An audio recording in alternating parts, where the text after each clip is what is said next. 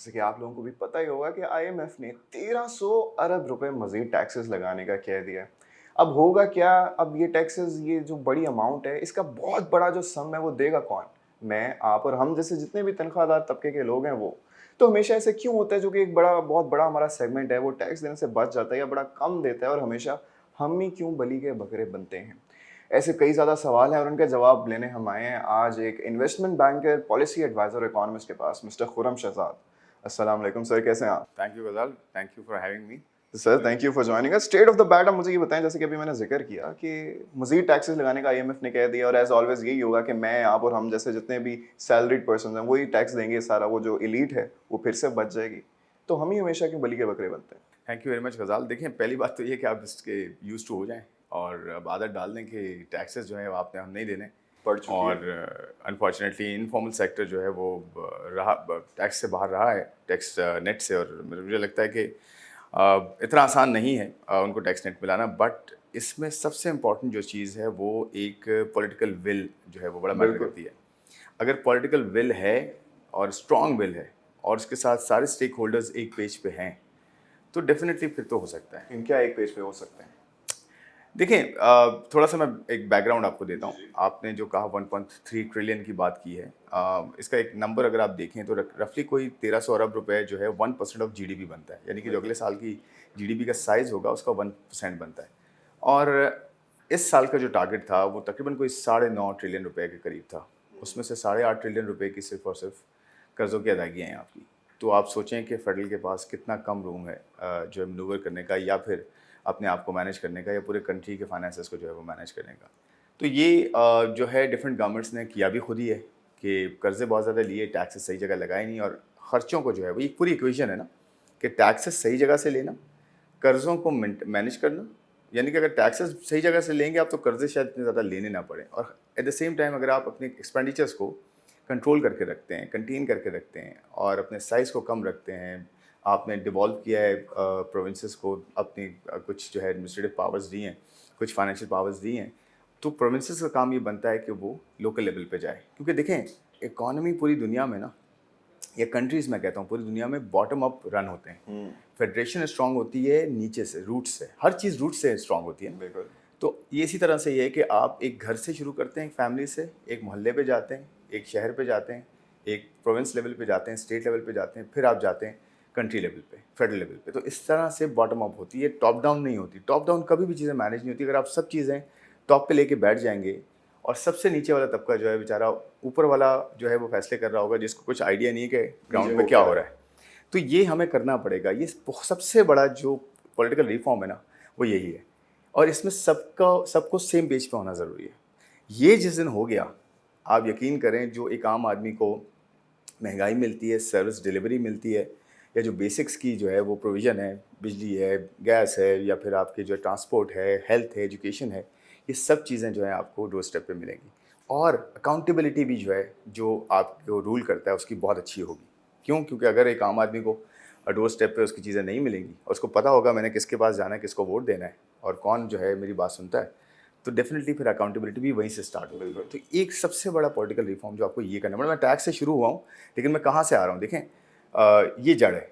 तो ये रिफॉर्म करना बहुत ज़रूरी है। सेकेंडली, फिर स्टेट लेवल पे डिवॉल्व जब आप करते हैं कि जी टैक्सेस जो हैं सिर्फ स्टेट का काम नहीं है बल्कि प्रोविंसेस और सिटीज़ का भी काम है।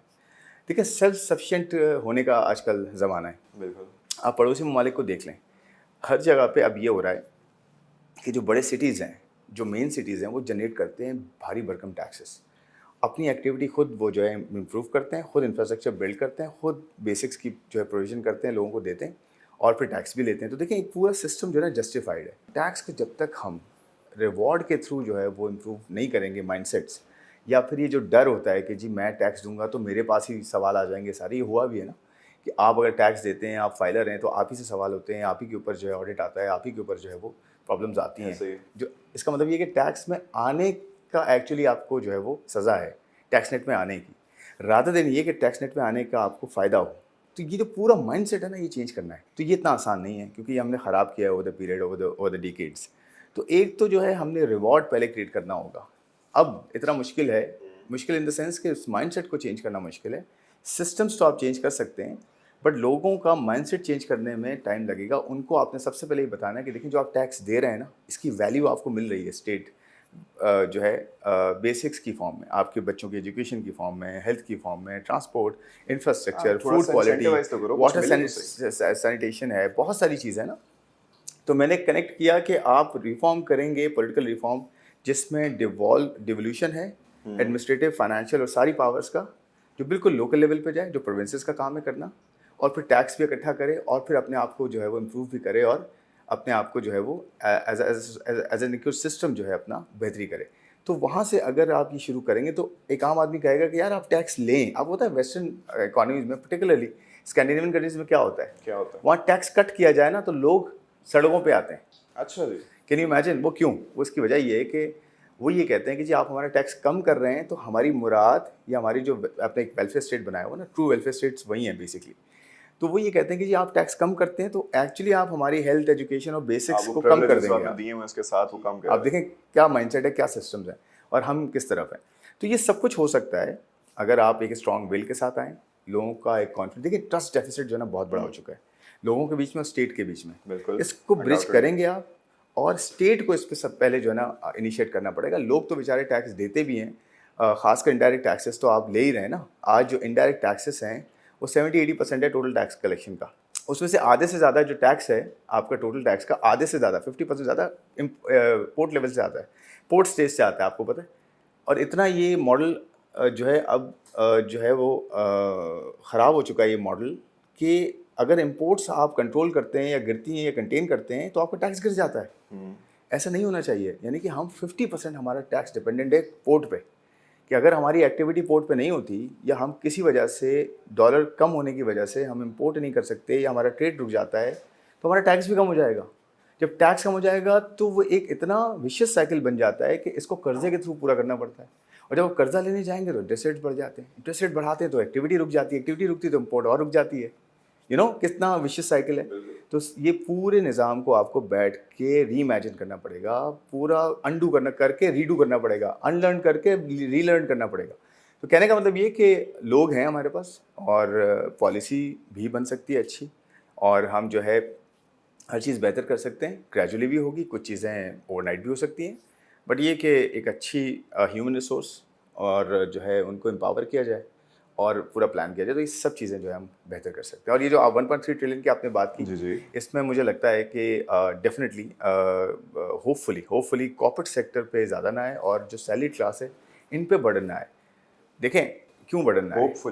होपफुली इसलिए कि देखें आप IMF प्रोग्राम में और आपकी निगोसिएशन जो है ना, आप इतने ज़्यादा इस वक्त उस टेबल पे नहीं है कि आप बहुत ज़्यादा जो डिमांड कर सकें या बहुत ज़्यादा अपनी से आपकी हो. तो मुझे लगता है कि 1.3 ट्रिलियन एक तो ऑफ कोर्स ये जो टारगेट है ये अनरियलिस्टिक है, और उसके अलावा जो 4-5 सेक्टर्स हैं गवर्नमेंट अगर अपना प्लान करके दे, IMF को एक काउंटर प्लान होता है ना, IMF ने कहा जी मुझे 1300 अरब रुपये आप जमा करके दें, आप ये प्रपोज करो, ठीक है, आप कहें आपके 1300 अरब हम जमा कर सकते हैं, लेकिन हमारा ये पूरा प्लान इस तरह से है कि अच्छा IMF ने कहा भी है 4-5 सेक्टर्स कि रियल स्टेट से सही से पूरा टैक्स नहीं आ रहा, नंबर 1. बिल्कुल. एग्रीकल्चर से तो बिल्कुल नहीं आ रहा, ना होने के बराबर है. बिल्कुल. फिर आपके यहाँ रिटेल, होलसेल एंड ट्रेड, मैं आपको कुछ नंबर्स देता हूँ. रिटेल, होलसेल एंड ट्रेड जो है ना इकोनॉमी का 20% है, और 1% टैक्स जो देता है, हार्डली 1%. एग्रीकल्चर सेक्टर जो है ना वो 23% है और 1% से भी कम टैक्स देता है रिलेटिवली. तो कितना हो गया टोटल GDP का? 43% हो गया. 43% of GDP page hardly 2% of taxes, total taxes, ठीक है, and the rest 57% page 98% of the taxes. ये कितना डिसबैलेंस है. तो औरंगजेब साहब ने कहा तो है टैक्स नेट एक्सपेंशन का, लेकिन रियलिस्टिकली बताएं. मैं ये प्लान तो सारे करते हैं. मैं कह रहा हूँ कि और फिर प्रोफेशनल्स हैं, मिसाल के तौर पे डॉक्टर्स हैं, आर्किटेक्ट्स हैं, ब्यूटिशियंस हैं, और कौन है आपके यहाँ, कितने सारे ऐसे शोबे हैं, फैशन डिज़ाइनर्स हैं, बहुत सारे हैं. मैं कहता हूँ आप छोटा छोटा टैक्स लगा दें, बेशक उनको इनिशियली बर्डन ना करें. आप कहें यार टैक्स नेट में आएँ, छोटा टैक्स लगाएं, आपके कुछ फ़ायदे, उनको इंसेंटिवाइज़ करें. देखें पिनिटिव अप्रोच नहीं होगी अब कि आप सज़ा दे के बोलेंगे जी इनको लाएं और सिमें बंद कर दें और फलाना कर दें. इससे कुछ नहीं होगा, इससे प्रॉब्लम्स बढ़ जाएंगी. आप पिनिटिव की जगह इंसेंटिवाइज़ करें. अपने टैक्स नेट में आपको ये फ़ायदे होंगे, ठीक है, और दूसरों के लिए मिसाल बनाएं. देखें ये टैक्स नेट में ये कितने ज़्यादा हम इनको जो है मुराद दे रहे हैं, कितनी अच्छी इनको फैसिलिटी. ये शुरू किया था किसी ज़माने में हमने. फिर कंपनीज़ को लिस्टिंग के ऊपर आप जो है ना बेनिफिट दें.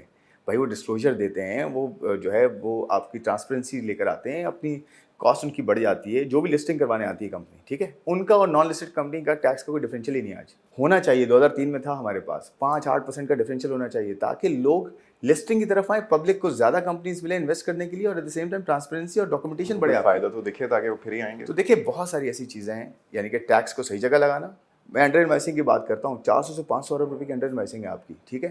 300 سے 400 بلین کا آپ کا ایگریکلچر کا جو ہے پوٹینشیل ہے, 200-250 بلین کا آپ کا ریئل اسٹیٹ کا, بلکہ اس سے بھی زیادہ ہے, اور آپ کا اسی طرح 400-450 بلین کا ہول سیل ریٹیل ٹریڈ کا ہے آپ کا. تو کتنا ہو گیا رفلی کوئی 1.5 ٹریلین روپیہ تو آپ کا ہو گیا, جو کہ آپ ریز کر سکتے ہیں, ٹھیک ہے, اس اکانومی میں بھی.